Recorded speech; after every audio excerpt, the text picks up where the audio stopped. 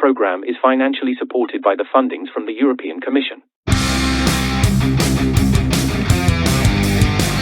You are listening to the EBU Access Cast, the official podcast from the European Blind Union about assistive technology for blind and partially sighted people. And here is our host.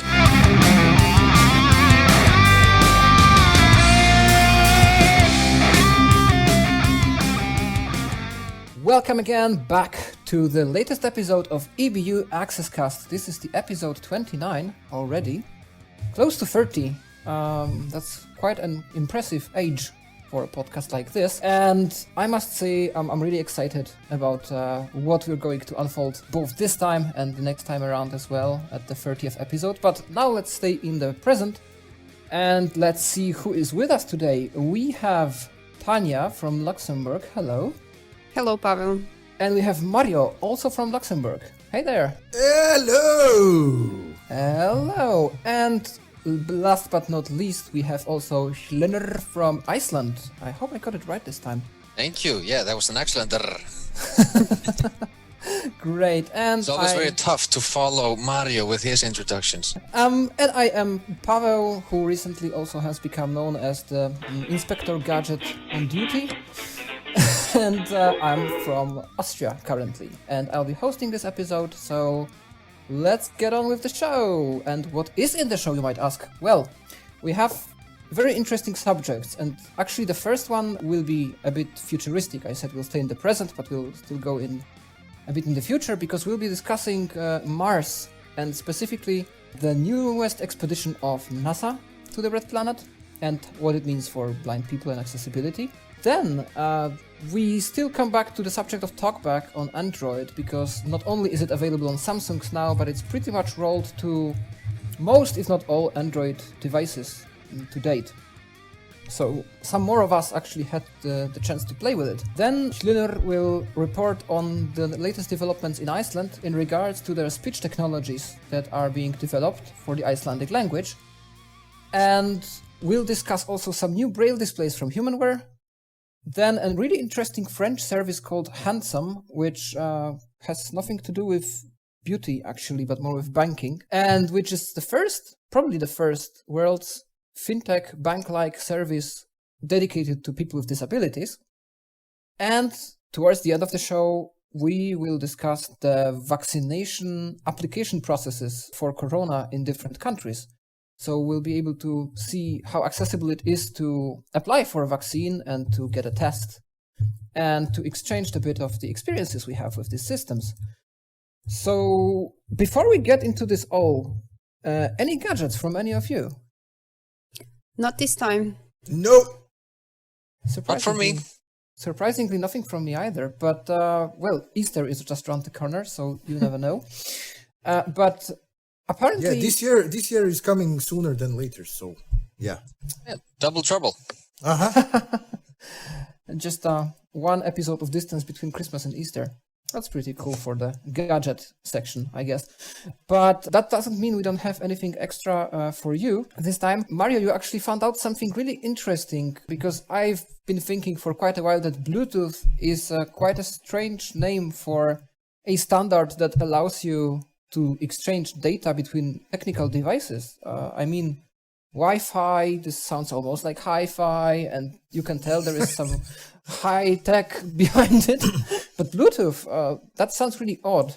And then in one of my lectures at university, when I studied British history, I heard about this Viking king or leader or chief who was called Harald the Bluetooth, and participated in some early conquest of England.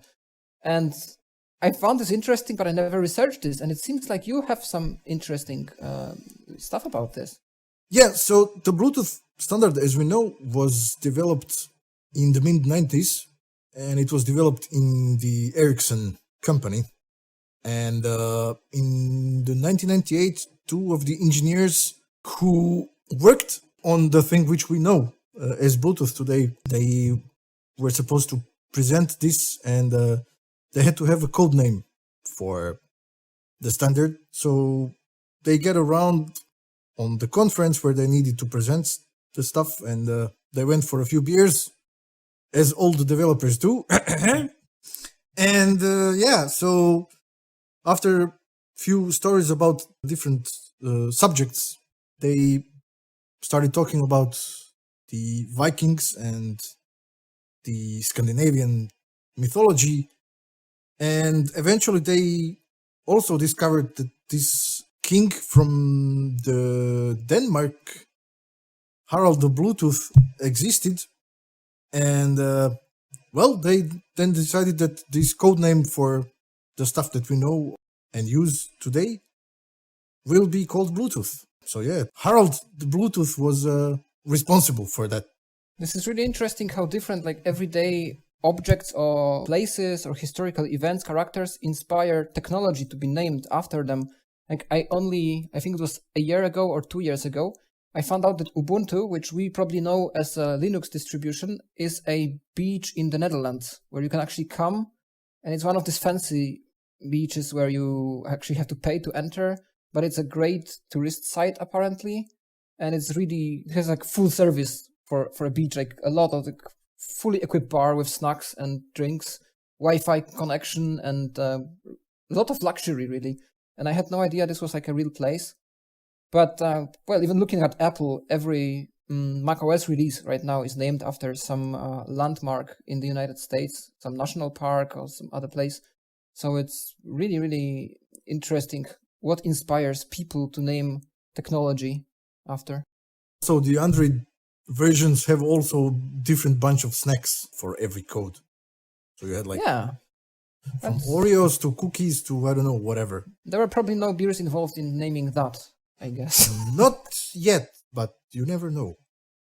Yeah. Just can't wait for the Samsung Cleaner, which might come out in 100 years or so. I don't know what it will do, but it will be great. Oh, yeah. So we've discussed how different things are named after historical places and historical people. And now something that will definitely join our historical landscape for good. The newest expedition of NASA to Mars, and in general, what's interesting is happening in the spectrum of space exploration in regards to disability. Before we go to NASA and Mars, Tanya, you had some really interesting article about how ESA, so European Space Agency, wants to include disabled astronauts in their upcoming Moon and Mars missions. Does it mean we'll go to space soon as blind people, or is somebody sending us into space? They are surely open to this. They're interested in opening this page of history because up until now there were no disabled astronauts, and there were also few women astronauts. So the article says that there have been only 64 women astronauts out of 560 in total. So the number is quite low. So they are interested in more diversity. Regarding the type of disabilities, I didn't find exact information. So they say that they're interested in persons with physical disabilities, and they have 3 categories, like the one that cannot fulfill still their criteria, the one in yellow and the one in green. But I didn't find an explanation exactly. Maybe when you are applying, because they have now an open selection procedure, maybe when you're applying you can see all the criteria. I'm not sure if blind persons would enter in the green category, but it would be interesting to see. Anyway, they are interesting. This is Parastronaut Feasibility Project. And also I checked their site. If you have also any difficulties with the application, you can also contact them by email. But I think they would need also to improve a little bit the accessibility of the site. Well, I saw a different article about this, and well, it seems like the main disabilities they have in mind are people of short posture and people with prosthetic limbs, for example. Mm-hmm. So I didn't see blindness mentioned specifically. The question is... because for blindness you need to have a black category. Anyway, I would be really interested to see if that would be green or yellow, if we have a chance to be there. Yes. I wasn't following what you need to do to survive in space. But since they are looking, for example, for IT people, I could definitely see some people helping with some kind of calculations or some software handling issues. Is there anything external that could prevent blind people from going into space? That is a good question. I never really thought about this. Yeah, actually, I think what would be interesting for us as being blind, what someone can describe us, what you can see, because otherwise you don't benefit at all. Because I guess when you're going on such a mission, you are checking also what is new, and even if you have an AI, can AI tell what is new? So I'm not sure. I see the limitations, but also maybe they can push technology more to cover this spectrum.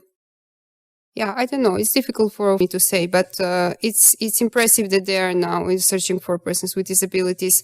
It surely opens a new page. Since we actually mentioned things that would be interesting to blind people, I think there is something that we can already discuss that is available to us, and these are the sounds of Mars, because not only ESA, but also NASA, as we said, sent their rover into space, the Perseverance, and this rover actually is the first one, probably, to record actual sound from space with onboard microphones. It's the first one.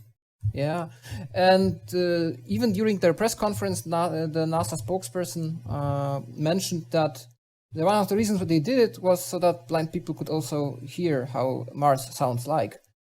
And, well, how does it sound to you? Because we heard the samples, right? I heard some, and it sounded like some heavy pumping was taking place.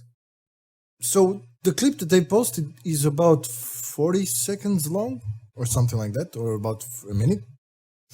And in the first 10 seconds, what you can hear is you are hearing basically the rover engine, and after 10 seconds you hear like the wind from Mars starting to blow for about a few seconds, and that sounds spooky, man. Really, like, it sounds spooky. You don't hear anything else except that wind sounds, which was like a very slow breeze which lasted for a few seconds and then it stopped, and then the last like 20 seconds of the clip, there is nothing. It's dead silence. For a few times I have been in those dead rooms that are called like very, very hardly soundproof room where you really can't hear anything inside. And it reminds me of that. And oh man, it's as a blind person, I didn't feel comfortable to say the least. Were there also descriptions of the processes that were going on in there, or just the sounds, and you just had to guess what kind of process is happening on Mars right now, or like what does it? You mean on that sound samples? Yeah. Actually, there was kind of written description in the article which I read, like what's happening during that clip, and they said that the only thing what you can hear is this rover sound and the sound of the wind, and eventually that's true. Like you hear like just this rover engine and that very light wind breeze which came from Mars, and there's eventually nothing else. It's absolutely dead silent. Yeah, maybe we could even show those clips. There are like 3 clips.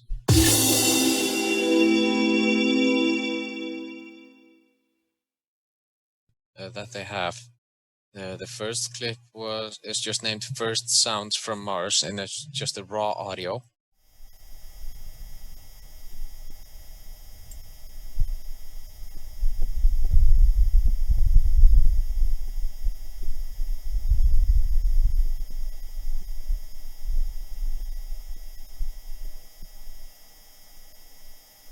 Then they have the first sounds from Mars, which they have filtered.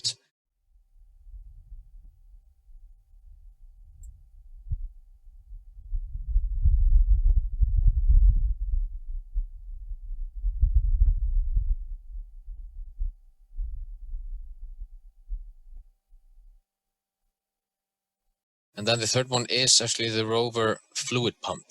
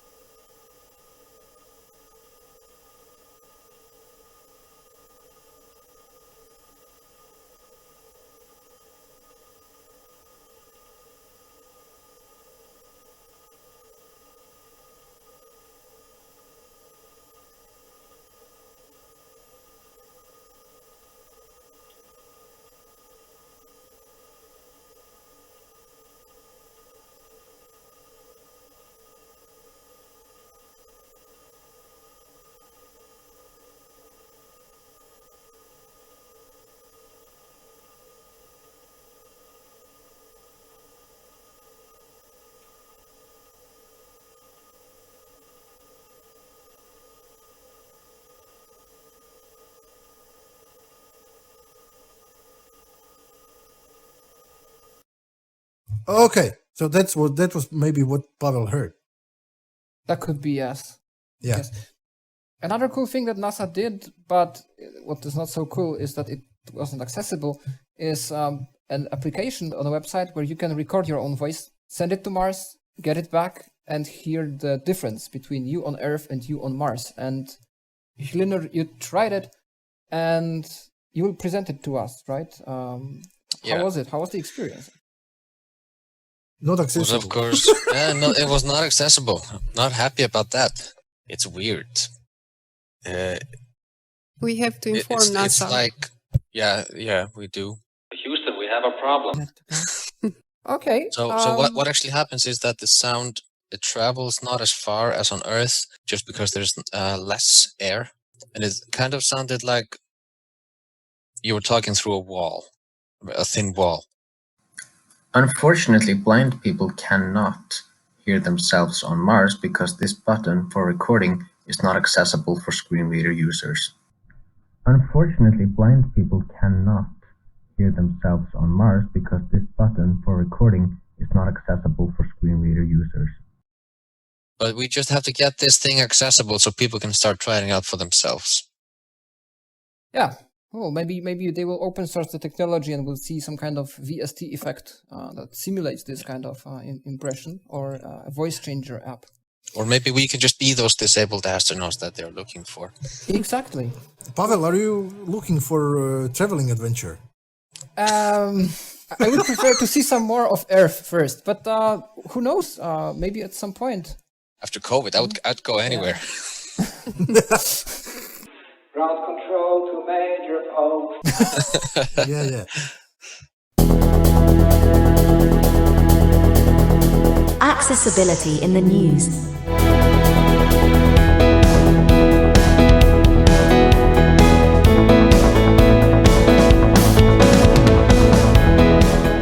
Well, one can always dream, but what we already can have, and we do have it on more devices now, is the new Talkback 9.1 that was promised for a long time and that we already knew what it contained, but now we can test it on some more devices. And even I got this already on my Motorola Moto 1 running Android 10 officially over the Play Store.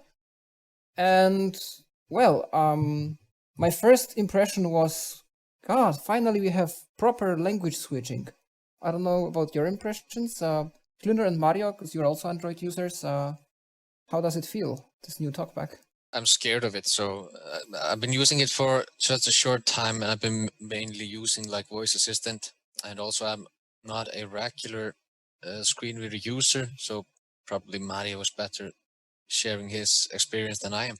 In my case, I had very interesting experiences for the last 4 weeks, in fact. The thing was that my phone got the update to Android 11 at the beginning of February. So Samsung decided to hurry up with the update, because first I was supposed to get it in March. But I got it in February, and as we expected, and as we previously reported, yes, the thing is that after you go and proceed with the update, you are getting a new Talkback on the Samsung devices, which eventually is now very similar to the official Google Talkback 9.1, which just got released.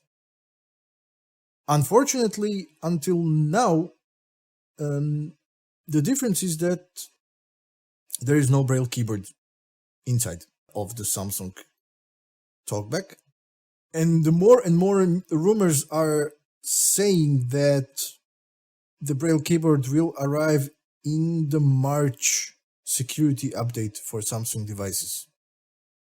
So it might be that if you're having Samsung phone, that you will get the update for Talkback on Samsung, which will bring back the Braille keyboard. Other than that, it's great to see, yes, that we got, as you said, Pavel, proper language switching, which now has to be used by multiple finger gestures on Android 11. But if you have Android 10 or the phones which are not updated to the latest March security patch, then you will not have multiple gestures for the moment. The multiple gestures will arrive with the March update, and that will only work for Samsung phones or Google Pixels. These are the news for the moment. So if you have any other brand of phone and you are migrating to Android 11, there's very high chance that you will not have multiple gestures. And this is going to stay like this, or it's just for now? We don't know. This is going to stay so far as long as Android 12 doesn't come out. Well, that's interesting. I thought like more phones supported the multi-finger gestures by default on 11 before. Yeah, this is correct. This is correct. And this, my understanding is that what they have done is that they introduced these multiple gestures, and as we could see in the Talkback, it was first as experimental feature. The truth is that while they were working, there were some phones, even on the Samsung phones, they were not 100% accurate. So my initial guess is that they are tweaking them and they're working on improvements, and that's why they decided to pull them back until everything is not polished. So they will bring them back then in Android 12. So the only people who will be able to use it are Pixel users and Samsung users. I think the good news is also there that it's not the end of the journey. There are more rapid updates promised, or more rapid development. It sounds so convoluted, but my understanding is that we will see more frequent updates, or my hope is that we'll see more frequent updates of Talkback. And also, other manufacturers are invited to join Google in co-developing accessibility solutions. So I think this is something that Android needs to address in a way, and good that they're doing this, because on iOS, to compare, it's much easier to maintain a stable base for accessibility since you're manufacturing only one set of phones. And on Android, the main accusation was always there that these other phones like Xiaomi, Motorola, HTC, whatever you buy, you don't know what you're getting, and you don't know what will be the next feature that's not going to work as intended. So I hope this will somehow improve the state of matters on Android. That would be really good. This is basically just typical like pros and cons when it comes to Android and iOS. Both have its pros and both have its cons. We had some trouble in Iceland because we have the main Icelandic users that we are currently using. There are third-party voices which have stopped working in most occasions for those who have been updating to the Android 11.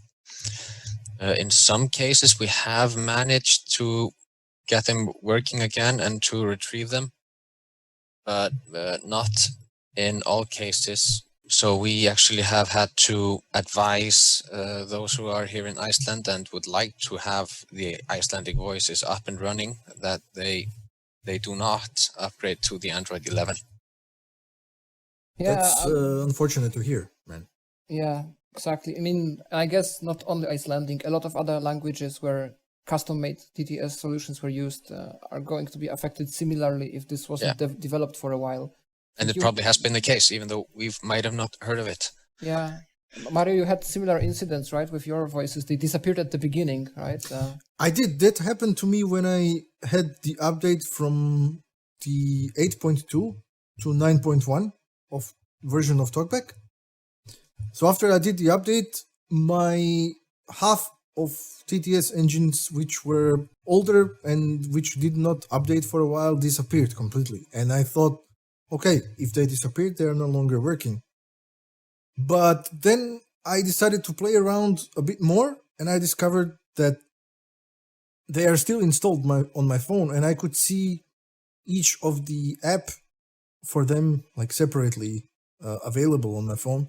So after I would launch certain apps, such as, let's say, the Eloquence app, after that it showed up in the speech settings, so I was able to launch it, and that worked for the rest of the TTS engines as well, so I got them back, all of them. Yeah, that's good to hear. We were already told for some time that 32-bit applications will have to go and Eloquence officially pulled out of the Play Store. But it's good to see that at least on some devices, people still have a little bit of time to get used to the state of facts and to switch to something else if they have the option, or to negotiate with the companies to make the necessary improvements.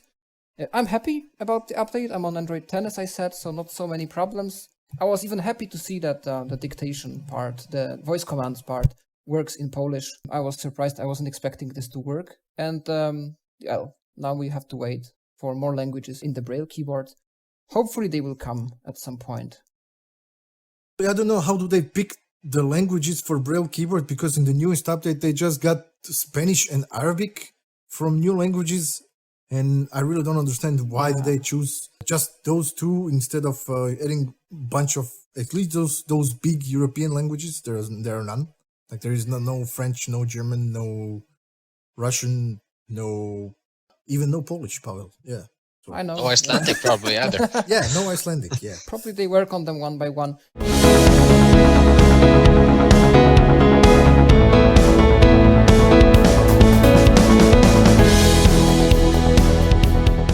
But what is available in Icelandic is, or what is planned to be released soon, is a set of tools to help blind users of the Icelandic language to use their assistive technology, so speech synthesizers, speech recognition, autocorrection. Linor, this is a great achievement, isn't it? It is. It is something that our association here has been, let's just say, fighting for over a decade. We had been talking about, like, we need to get new Icelandic natural speaking voices. That is around probably 13 years ago.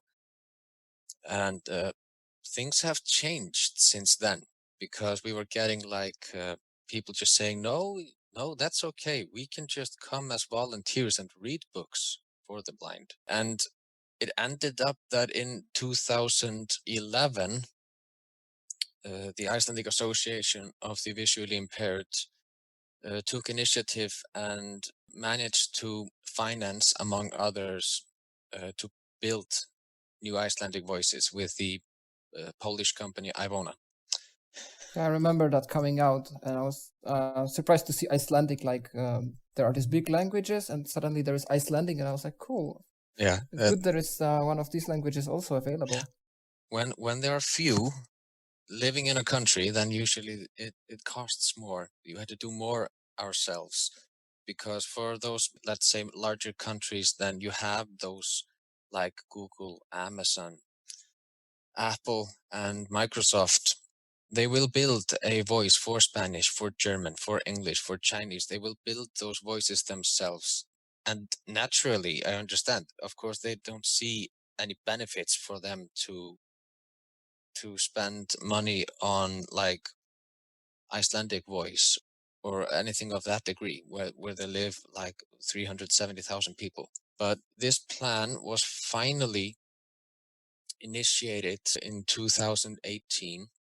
That was the plan. It got delayed by 1 year. So it's a 5-year plan from 2019, probably now till 2023, where the main goal is basically to save the Icelandic language, as we say, from digital death.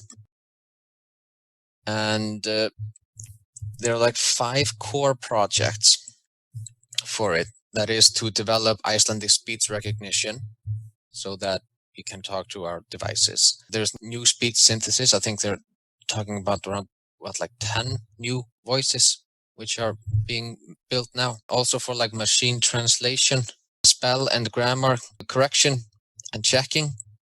And also, which I find very, very interesting, is just those open source language resources.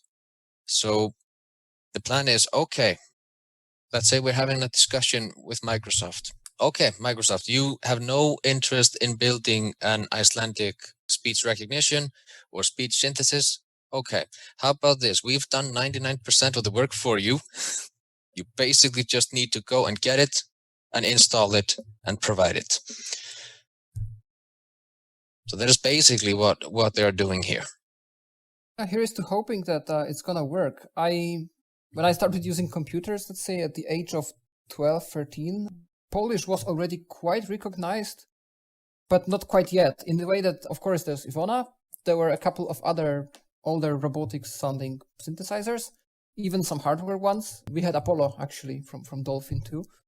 And Yeah, we had it also for Croatian. yeah, many the people Apollo. still miss it. I still know some people who use it and are really happy with some converters from RS to USB. But and there was RealSpeak, so like one of the former Nuance voices. But Yeah. that was about it. A cappella and all these Loquendo people, they just started coming on the scene when I started using computers. And now I see that Polish is pretty fast adopted when it comes. Of course, we have like a much larger user base than Icelandic, I guess. But still, it's not like the first language the big companies think of. It's fortunately moving ahead now, but well, look at the Braille keyboard and Google Talkback. It's not like one of the first languages you would think. And I'm always happy to see that the support is provided. But we still, for example, lack proper voice assistant support. Apart from Google Assistant, which, let's say it works, but it's not as conversational as in English, and some of the features are limited. We don't have any voice assistants for now, so I can feel what kind of terrific deal that is to you, that finally there is something going on for Icelandic. We also have some minority languages in Poland, like I come from a region where one of those is spoken. And we don't have any kind of support for this. Nobody is thinking of trying to develop any kind of accessibility framework around it. I mean, in general, there is still this huge argument whether they are actual languages or just dialects. So I guess there is this problem of recognition on a national level. And I only recently found out that there is somebody in the States who is a language enthusiast, and he built an actual Braille support for these languages. So yeah, I can imagine how much of improvement this would be in Iceland. And I really hope this succeeds on a larger scale. You said you were building everything from scratch, right? There is no base in like Embrola or any other open source like eSpeak. This is everything is built. I believe everything is being built from scratch. Wow, this is we have a lot of institutions, like two of the major Icelandic universities, where most of the like research work is done. We have the national broadcast television station that they are using those studios for better quality once recording the voices, and there's just many different institutions and companies coming together. They released the first app called Embla, which is like, let's just call it a basic Siri. It will not perform any actions for you, but you can ask it in Icelandic, like what's the time, or where am I, or where is the next bus stop, and who is, and then you say the name of the president of Iceland. So she can like look for information for you and do a bit of math calculations. She knows a bit of history, but you can't ask her to like buy 2 tickets to the movies tonight for a specific movie. So that is like the first step, but that is still the first time ever that you have been able to speak Icelandic to your mobile phone and it understands you. Wow, that's really impressive. I really that's hope impressive, this is yeah. expanded And it over time. talks back to you in Icelandic. Yeah. So they're we're probably looking at very exciting times ahead.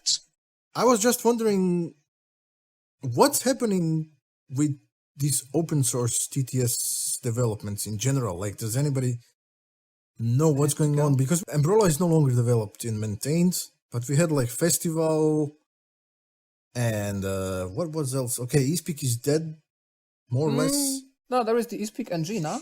It's still developed. Yeah. If Karl and Dora, the Icelandic voices that are only 32 bits and will be shut down off the Play Store in August, what voice would have to replace them is actually an eSpeak voice called Snorri or Sturla.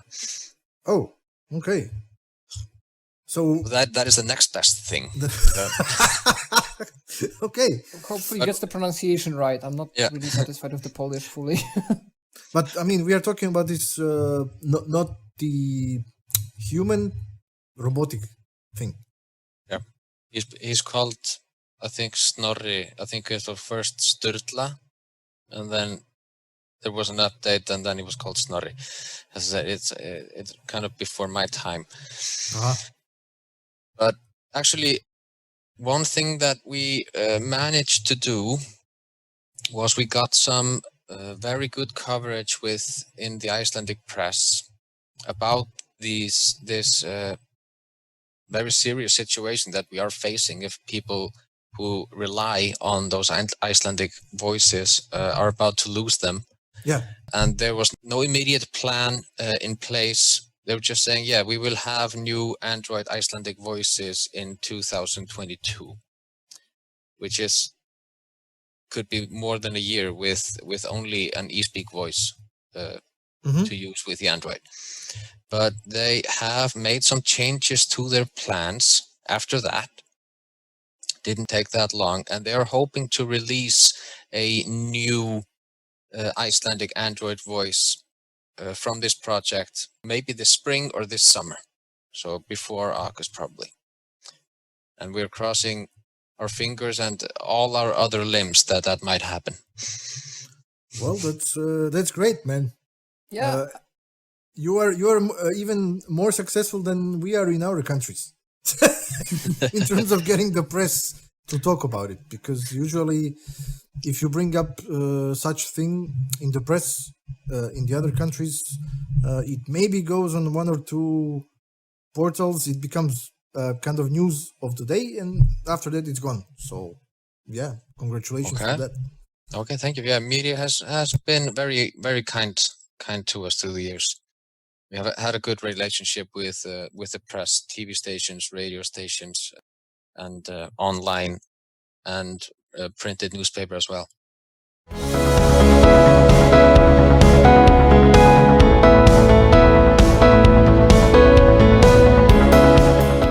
Well, I hope that Icelandic Braille is also doing alright, and now we will have 2 new devices to read it on, because Humanware is releasing a new lineup of their Brailliant displays.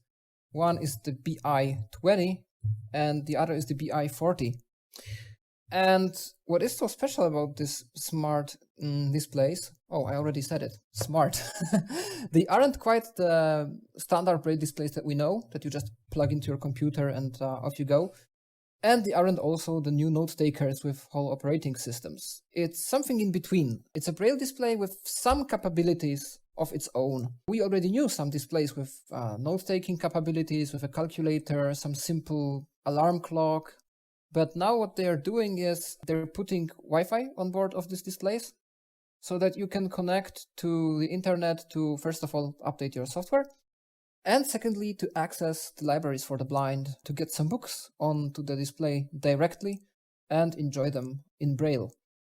Now, we've seen this already with the Humanware, with the APH, Chameleon, and Mantis, but we can say that they will not make it to Europe probably. But with Humanware, it's a bit different story, because Humanware has its dealership points or resellers in different countries, and in the European ones as well. I even remember that at some point Apple had this gesture of selling assistive technology in their stores officially, and I remember that the Brailliants were the displays that they had. Even in the Polish Apple store, you could get them straight from Apple. And this is a big deal because they would like to cooperate with different libraries for the blind. There is an interview we will link to with the representatives of the company on Mosen at Large, the podcast of Jonathan Mosen, where they explain what the new displays are about and what's going to happen with them. And they mentioned RNIB, so at least they try to cooperate with the British library. But I guess if Humanware is more present in different countries of Europe, we will see this support coming to these displays as well. And, well, these are also probably the first or one of the first displays to support the new USB HID standard for Braille, where Apple and I think Microsoft, some other companies cooperated on, so that ideally, you would plug in your display to your computer and you wouldn't need any special drivers, and your screen reader would read the display straight away and let you use it. Apparently, it works on Apple products for now, on Macs and iOS devices. There are some issues with this still, but more or less it works, and well, you don't need to tinker with any drivers, so that's great. And there are, of course, two of these displays. The bigger one, the more expensive one, 40 characters one, is priced at $3,195. So we'll have to see in euros. That would be something similar like that. But well, hopefully we'll know the prices when they come. And the differences are that, first of all, the 40 character display is equipped with a Wi-Fi adapter that supports both 2.4 GHz and 5 GHz Wi-Fi. The smaller one is just 2.4, and the bigger one has the Bluetooth 5.0 standard, and the older one, the smaller one, just 4.1. The bigger one, the bigger one has Bluetooth 5. Yeah, 5.0. Yeah, you said 4. Did I? Oh, good. Thank you. So the bigger display has a Bluetooth 5.0, and the smaller one 4.1. Also, the bigger display has more storage, I think 32 gigabytes, but no card reader as far as I heard, and the smaller one just 16, but for that a card reader. To both you can of course connect a USB equipped storage device like a pen drive or hard disk.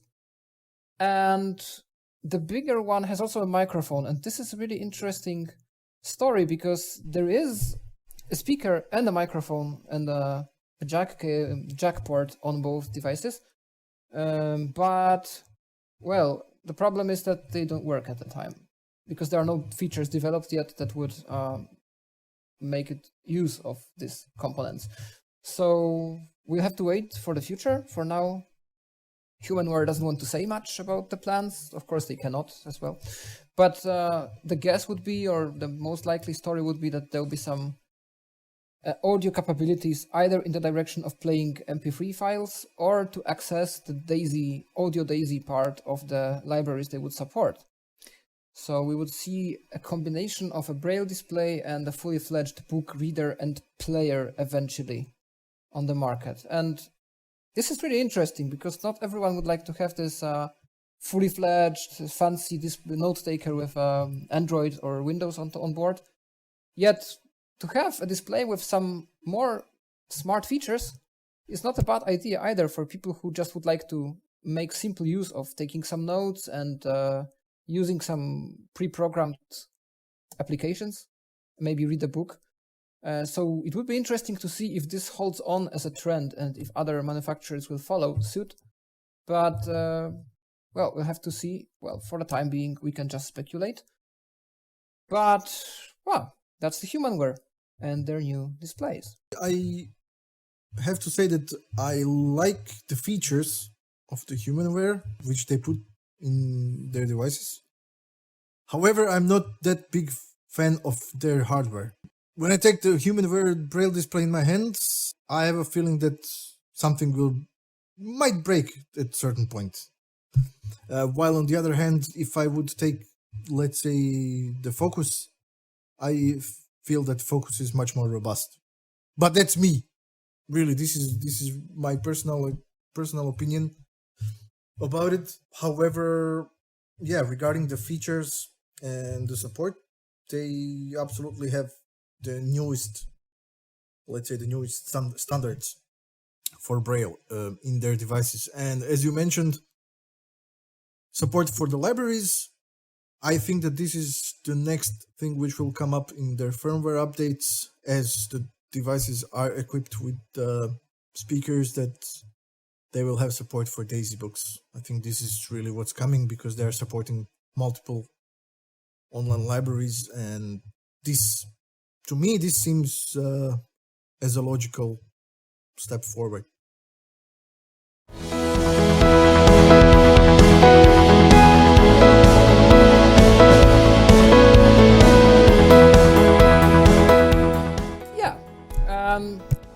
first step forward that is actually happening is what is actually going on in France right now. I was already seeing this at the stage when they were just testing it, but now there is a web page. Are they testing some French cheese or what?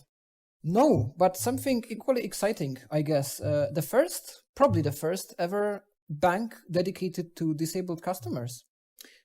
And this is really cool what they're planning. I looked at the website and I see that this is really well thought of, and it has some really unique features. So, of course, it's an app where you create an account, you get a payment card for it. And, of course, you can watch your transactions, you can set the limits on your card, you can lock your card when it's stolen or lost, you can change the PIN on the card, manage everything like you would. Of course, the app is accessible. It's checked and proven for compatibility with the guidelines by organizations for the blind in France, and everything about it is accessible. And it should be available for both iOS and Android.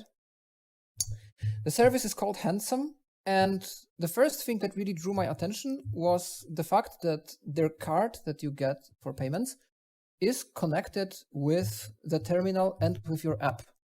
This means whenever you pay somewhere at a store and you put the card in the terminal, you will receive all the messages that the terminal is showing visually in the app. So all the errors, all the PIN requests, every single stage of the transaction, you can control it. You can see what's going on the terminal.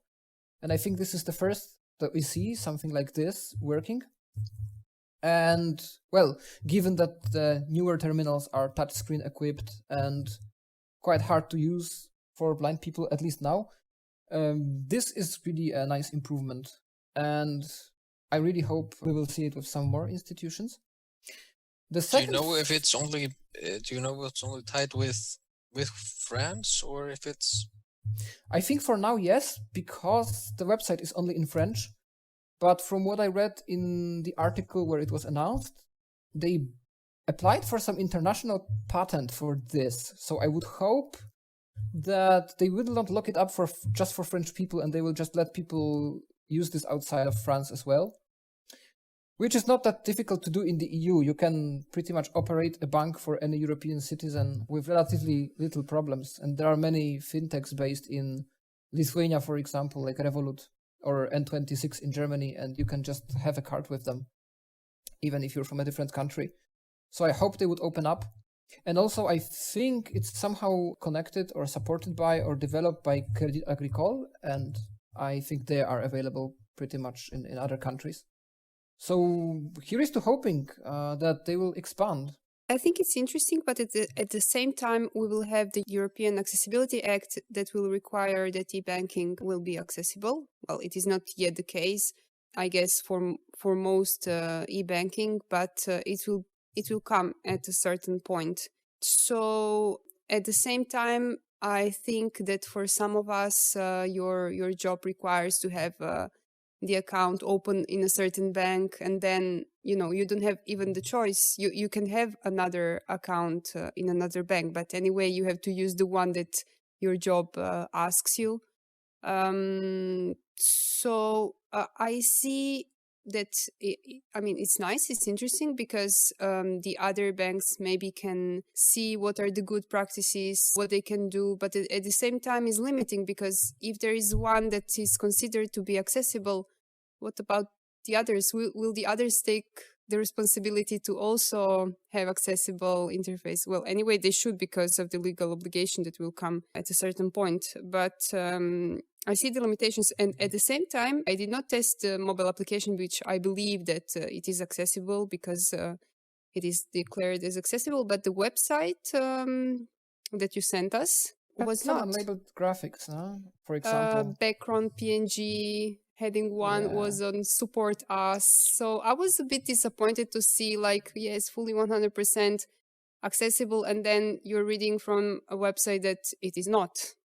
So can you trust them? Yeah, that's a good question. Maybe they just focused on the app for some crazy reason. But here is to hoping they fix it.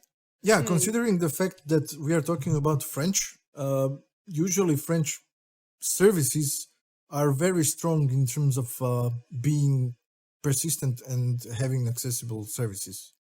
So Probably they will improve it. yeah, it's okay, Yeah. but I'm just saying that it's kind of strange to see that this is not being thought of from the beginning. So, but I agree with you, Tanya, as well. I think that the overall goal should be that we have a universally accessible design applied towards all the banking, because that should be the end goal. I like the feature which you said, Paul, that this interface has this opportunity of sending the messages of between these machines for transactions and between your phone, so you can see what's going on your phone in the same time what's going on their display. That's a cool thing, but yeah, other than that, I think that this is a little bit a part of putting us in the ghetto. You know, sometimes we have a situation that some things which we see as the things which are being developed are planned long time ago, and it might be that this kind of service was planned like at the beginning of 2000s. I wouldn't be surprised. 20 years ago or 15 years ago, the situation with the level of technology which we used was much different than it is today. So, you know, today, really what I want to see is more and more e-banking solutions accessible on the worldwide. For example, myself, I have a situation, a job where I'm supposed to use just a specific bank from Luxembourg, because I work for the Luxembourgish institution, and they say, well, if you're working for us, you have to use a specific bank. Otherwise, it doesn't work. So, otherwise, you would be a volunteer. Yeah. And you know, in order to, for example, access this Luxembourgish bank, I'm using a thing which is eventually used in multiple countries. It's called Lux Trust. They call it Lux Trust token for the moment. And it's the device which connects with with that service, where you are able to authorize the stuff and log in into the e-banking interface. But it's used all over the other public sector institutions which need authorizations. But for example, as we are talking for the e-banking, in the same time, the same company developed a mobile application which is used for last year. It's called Lux Trust Mobile. And on the iPhone and Android, it has different levels of accessibility. On iPhone, it's a bit better, but on Android, it's pretty much terrible. So right now, we are pressing them to see what will happen in the future and if they will improve that. So yeah, e-banking in Europe, well, it needs to go forward. Definitely. Not just e-banking. I'm quite worried about like all those new payment terminals with touchscreens where nothing has been thought of for blind and visually impaired users. Oh, absolutely, yes. Yeah. This is a big concern here. I've already gotten in touch myself with some people at SaltPay who are running these PAX terminals in like over 27 countries. And I was very surprised that an organization of that magnitude, they didn't seem to have a clue what I was talking about. Absolutely. Were they the ones Yes. who actually were working on some accessible terminals? The PAX do have a solution, but like this SaltPay company, they're using their own interface. And in that interface, they didn't think about accessibility. But like being told that by me that if this was in the USA, this would be illegal. Simple as that. And Yeah. And soon, don't know exactly maybe when, but it will be in Europe as well, and it will be in Iceland as well. We know that all regulations and laws are going in that direction. But the US have the advantage that those laws are in place and have been for, over 20 years. Yeah, that's why your friend from Iceland is very busy over there. Yeah.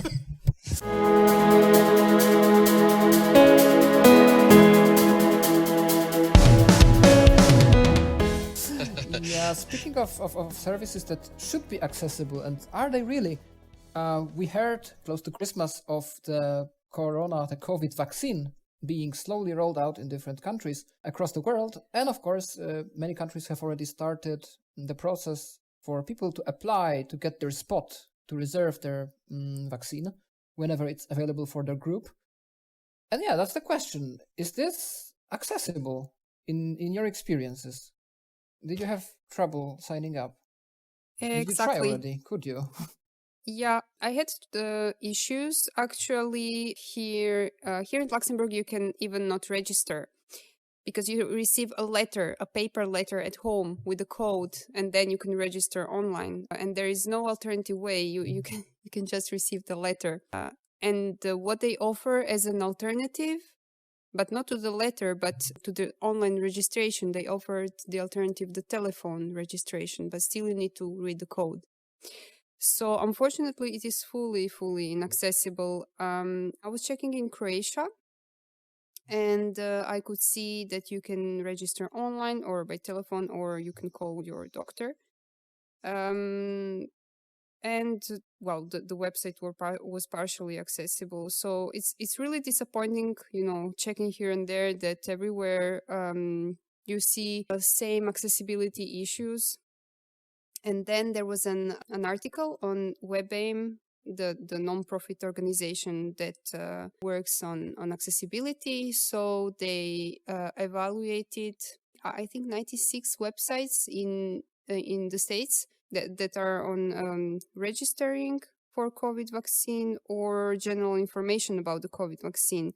And almost all of them had accessibility issues like missing alternative text, no labels on form fields or things like that. And it's really incredible today that all of these websites are actually new, and that in this public health crisis still we see that this is not an exception, that unfortunately most of the websites are still inaccessible. So what I did, since we have the Web Accessibility Directive, I contacted the accessibility officer here in Luxembourg, and I reported the issue. And I really propose that everyone that has the same issue does the same in their country. So to report and to make a complaint.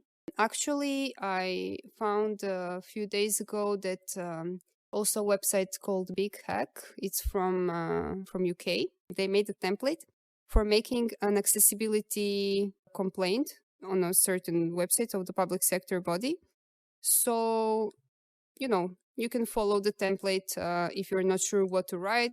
So to describe the issue, what assistive technologies are you using, the version, eventually the browser and device, and so to make it easier for you to report the issues. And then, because otherwise, if we don't report for them, it just does not exist, unfortunately.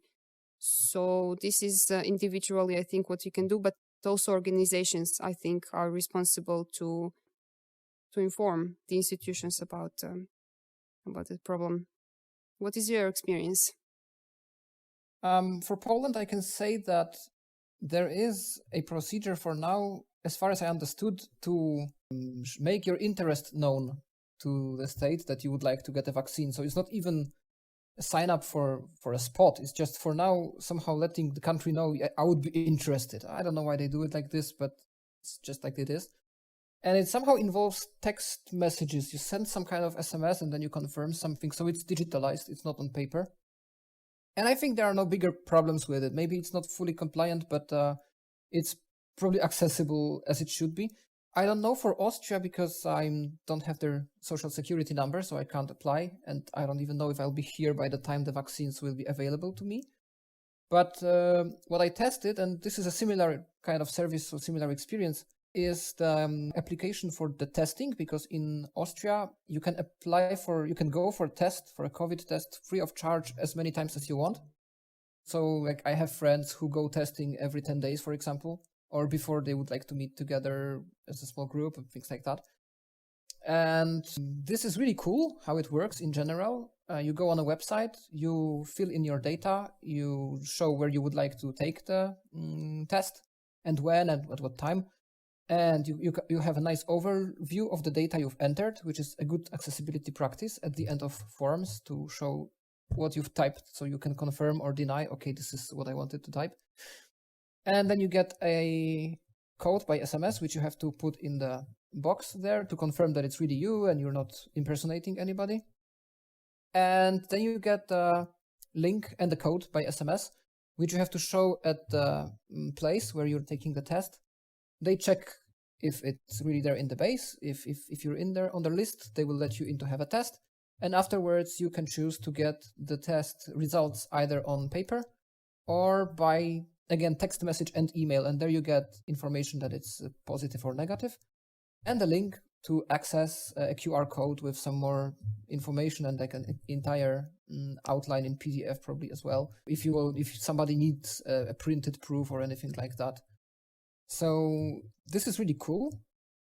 The website is not, I wouldn't say it's fully accessible. It wouldn't pass all the criteria, all the success criteria of WCAG, but it's usable provided you are using, in my case, it was NVDA and Chrome.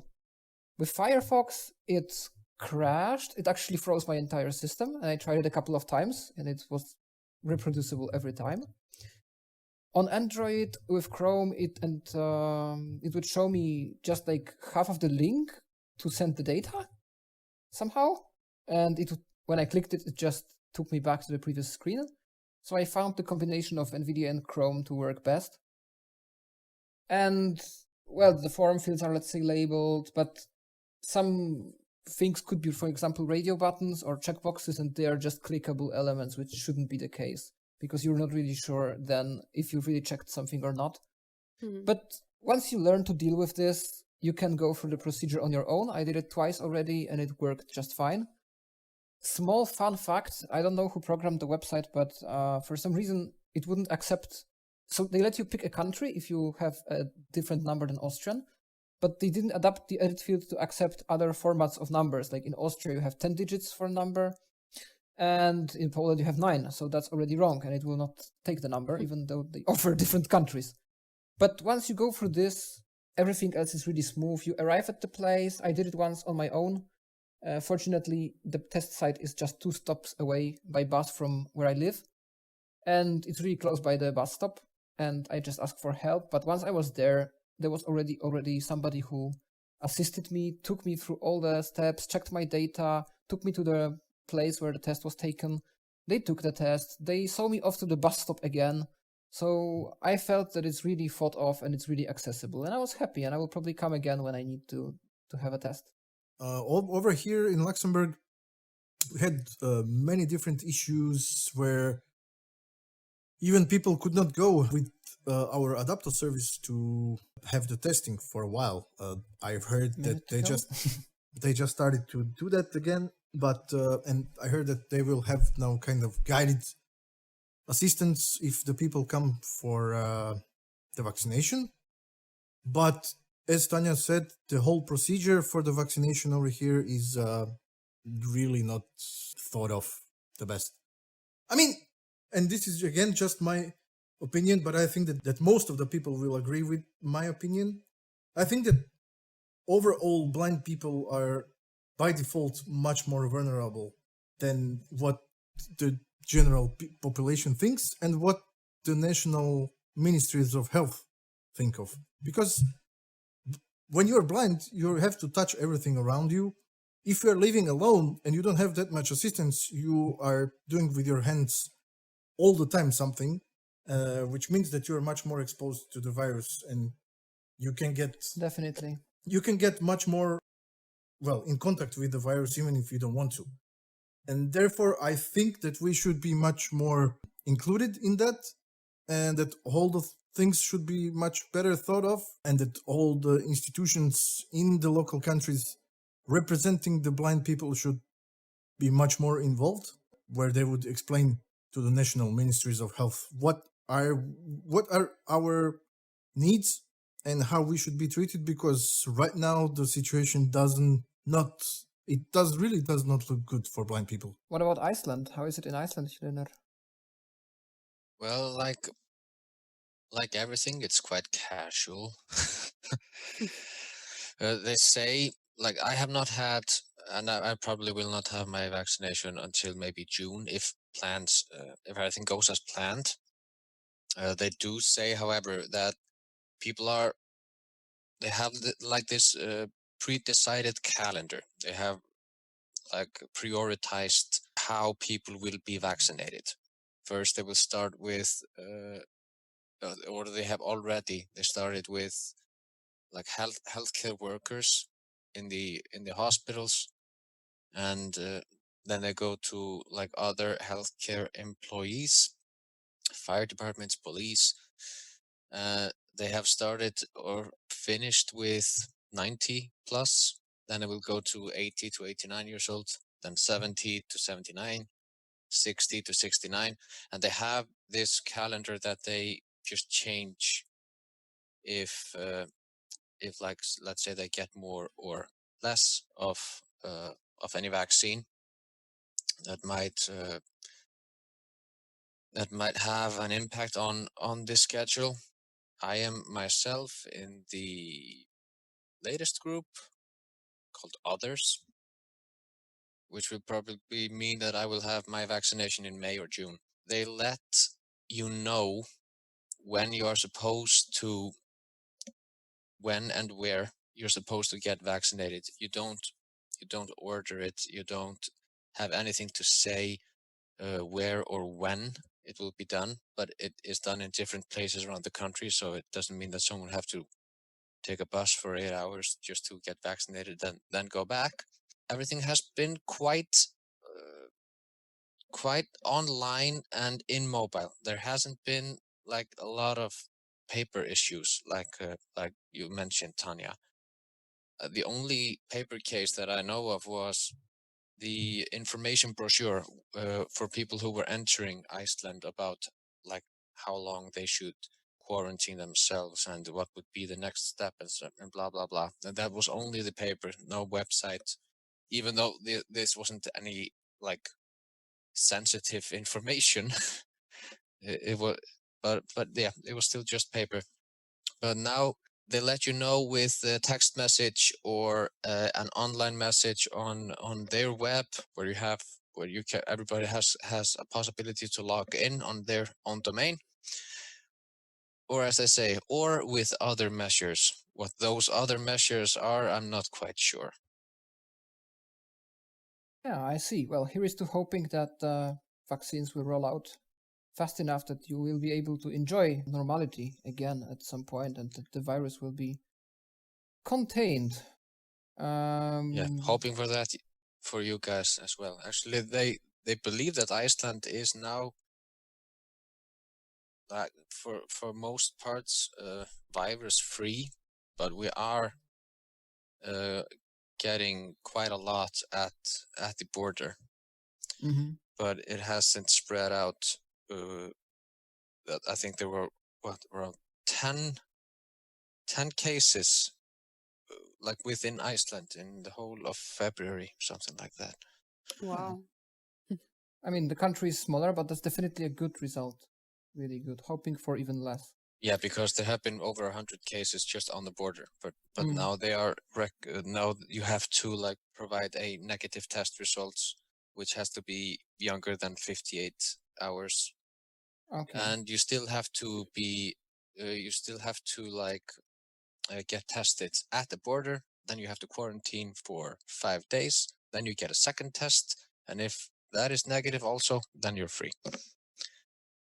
Yeah, anything to hold the virus at bay is good. Yeah, because of course we don't have any direct borders with anyone else. It's only way to come here is by ship or by plane or by swimming, but would not recommend it.